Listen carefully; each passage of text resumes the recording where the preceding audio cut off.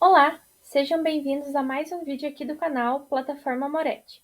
No canal são apresentados assuntos referentes à engenharia agrícola. Meu nome é Nicole Bolino, faço parte da turma de Energia na Agricultura e hoje trago para vocês este vídeo referente ao dimensionamento de sistemas fotovoltaicos, com o objetivo de conseguir dimensionar esse sistema para atender às necessidades energéticas de uma propriedade agrícola. Para isso, eu mostrarei o passo a passo para realizar esse dimensionamento, onde o primeiro é estabelecer a equação para dimensionar a potência total do painel solar. Como uma equação geral, temos que o trabalho gerado pelo coletor é igual à potência total de cada painel vezes o tempo de exposição do painel ao sol. Isolando a potência para facilitar nossos cálculos, teríamos essa fórmula, porém, há perdas no sistema, não sendo possível transformar toda a energia solar em elétrica. E para considerar essas perdas, a gente vai usar o rendimento global. Então, é essa fórmula aqui que a gente vai utilizar. O segundo passo é determinar a quantidade de trabalho ou energia necessária. Ele pode ser determinado, o W gerado, por meio do consumo médio mensal de energia da propriedade, o qual é passível de ser encontrado nas contas de energia elétrica da propriedade. Como eu trouxe aqui o exemplo, ele traz os 12 últimos meses, o mês em questão, e os outros 11 meses. E através desses valores, a gente faz uma média.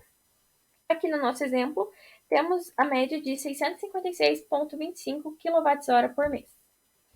O terceiro passo é determinar o trabalho médio efetivo, sabendo o tipo de ligação da instalação. O tipo de ligação ele pode ser verificado conforme a entrada de serviço, ou também, até mesmo em algumas contas, já vem escrito qual é esse tipo de ligação. E, independente de ter sido usado ou não, a legislação do setor elétrico nacional estabelece o pagamento do consumo mínimo, o qual é de 30 kWh para ligações monofásicas, 50 para bifásicas e 100 para trifásicas.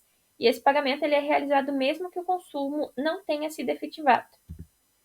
Portanto, o nosso trabalho médio efetivo seria o trabalho médio menos esse consumo mínimo. Para o nosso exercício, a gente vai considerar uma ligação bifásica.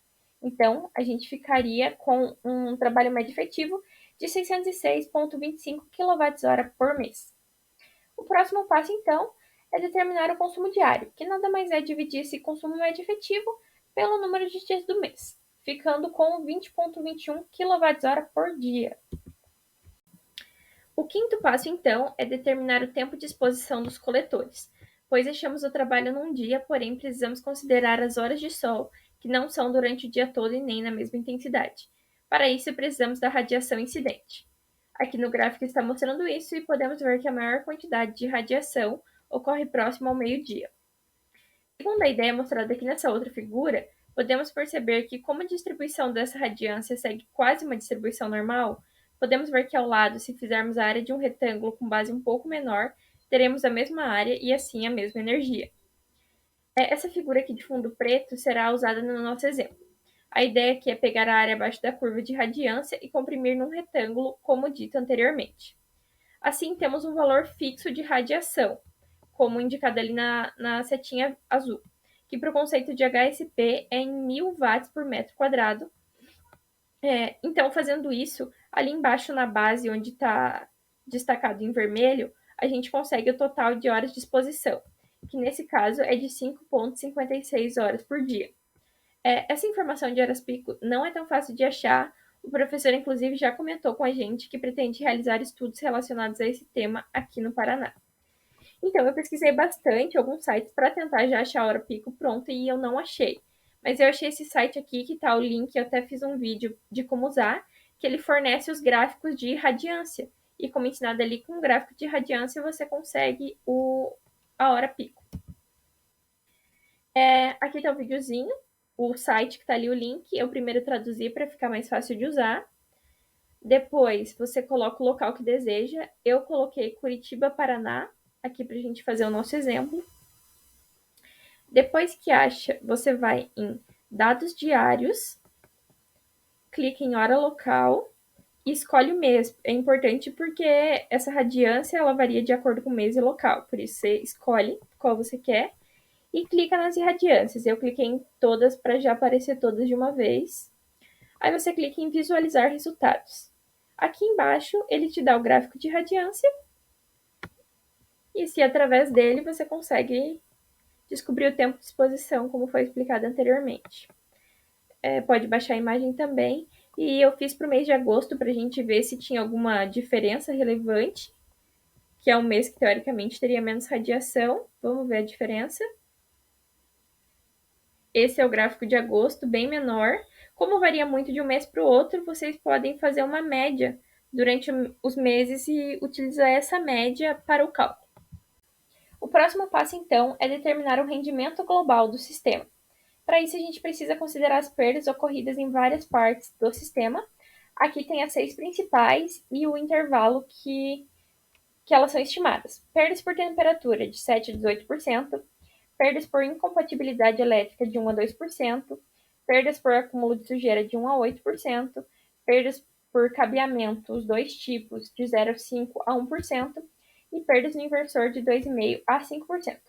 Para o nosso exemplo, eu usei esses dados dentro do intervalo, foram estimados dentro do intervalo dado, sendo as perdas por temperatura de 12%, de incompatibilidade elétrica de 1,5%, de acúmulo de sujeira 3%, dos dois tipos de perdas por cabeamento 1% e no inversor 3,5%. Aqui, para fazer o rendimento global, a gente faz 100 menos cada um dessas perdas e temos o resultado próximo de 79,5%. O sétimo passo, então, é calcular a potência total dos painéis utilizando aquela primeira fórmula que a gente achou no primeiro passo. Todos esses valores aqui da conta a gente achou durante o dimensionamento, tendo ao final a potência total do painel de 4,57 kW pico, sendo essa a máxima potência que as placas voltaicas podem fornecer para o inversor. Então agora é necessário escolher as placas, e para isso fazemos o cálculo da quantidade de placas solares, o número de painéis, para se obter a potência necessária. Para isso é necessário verificar as placas existentes no mercado, avaliando preço e disponibilidade. Aqui a gente tem alguns exemplos com a potência e dimensão. Aqui um exemplo que eu peguei da internet com imagem. E aqui outro exemplo mais geral, assim, que a gente pode ver que a potência varia bastante, mas as dimensões não variam tanto. E para continuar nossas contas, a gente considerou uma placa de potência de 265 watts.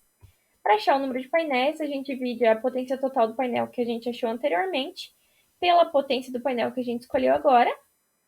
E temos que a necessidade será 17,25 painéis. Só que precisa do número inteiro, então a gente vai considerar 17 por uma questão de economia e também por esse número ter dado mais perto de 17, que é 18.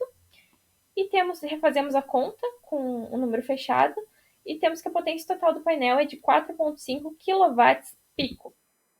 Agora, por último, vamos escolher o inversor de frequência conforme a potência necessária.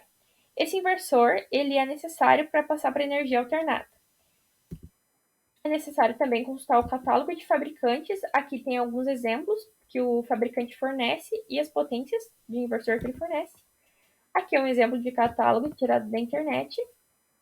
E para a escolha desse inversor, é recomendado que ele fique 20% acima ou abaixo da potência que a gente achou, para evitar um super ou subdimensionamento.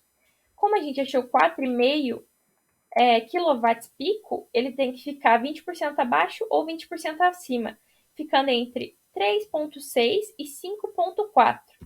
Então, a gente pode escolher um inversor nesse intervalo. E naquele exemplo ali que a gente tinha passado antes, todos esses que estão destacados poderiam ser escolhidos, até aquele 3,6 ali, só que ele estaria muito próximo do limite, então não seria bom escolher ele. Poderia ser escolhido, mas seria bom evitar. E antes de agradecer, eu queria falar que aqui na descrição do vídeo vai ter uma tabela de Excel com passo a passo com as fórmulas prontas, só para colocar os valores necessários para as contas. Acho que facilita bastante o dimensionamento. Muito obrigada pela atenção e para mais informações vocês podem acessar www.moretti.agrarias.fpr.br.